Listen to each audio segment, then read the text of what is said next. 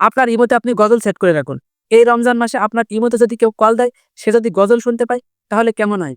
আপনার ইমোতে আপনার পছন্দের যে কোনো গজল আপনার ইমোতে আপনি সেট করে রাখতে পারবেন। এবং যদি আপনার ইমোতে কেউ কল দেয়, তাহলে আপনার পছন্দের সেই গজল সবাই কিন্তু শুনতে পারবে। তো এই কাজটা আপনার ইমোতে আপনি কিভাবে করবেন? চলেন দেখে দেই। ভিডিওটা শেয়ার করে আপনার কাছে রাখুন, নয়তো ভিডিওটা আপনি পরে নাও পেতে পারেন। আর প্রতিদিনই আপনার প্রয়োজনীয় ভিডিও পেতে এটাকে ফলো করে রাখুন।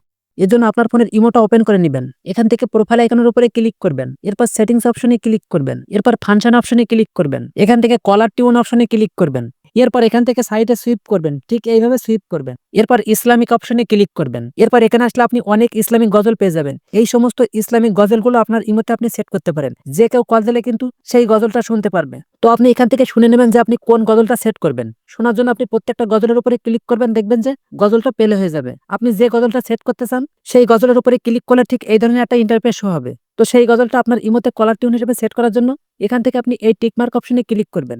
এই টিকমার্ক অপশনে ক্লিক করার সাথে সাথে কিন্তু সেই গজলটা আপনার ইমোতে কলার টিউন হিসেবে সেট হয়ে যাবে। যে কেউ কল দিলে কিন্তু সেই গজলটা শুনতে পারবে। তো আপনি যদি আপনার ফোনের গ্যালারি থেকে কোনো পছন্দের ভিডিও গজল অথবা অডিও গজল আপনার ফোনের ইমোতে কলার টিউন হিসেবে সেট করতে চান, তাহলে অবশ্যই কমেন্ট করে জানাবেন আপনার পছন্দের সেই সমস্ত গজল আপনার ইমোতে আপনি কিভাবে সেট করবেন। আমি অবশ্যই আপনাদেরকে ভিডিও বানিয়ে দেবো।